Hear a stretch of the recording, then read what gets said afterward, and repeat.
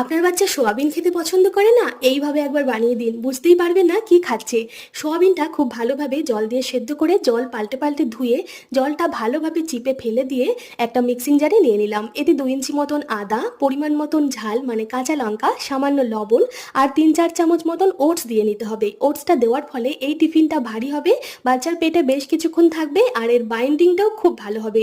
সব কিছু ভালোভাবে পেস্ট করে এর মধ্যে ধনেপাতা কুচি, পেঁয়াজ কুচি, সেদ্ধ আলু আর একটু ভাজা মশলা, সামান্য লবণ, 2-3 চামচ মতন বেসন দিয়ে ভালোভাবে মেখে নেব।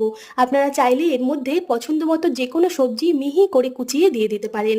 ভালোভাবে মেখে নেওয়ার পর ওই মণ্ডপ থেকে লেচি কেটে 2 হাতের মধ্যে একটু তেল মাখিয়ে গোল গোল চ্যাপ্টা চ্যাপ্টা আপনাদের পছন্দ অনুযায়ী যে কোনো শেপের কাটলেটের আকারে গড়ে তাওয়াতে সামান্য তেলে কম আছে এপিট ওপিট একটু সময় নিয়ে ভেজে নিলেই আমাদের সোয়াবিনের কাটলেট রেডি, যেটা বাচ্চাদের স্কুলের টিফিনের জন্য আদর্শ একটা রেসিপি।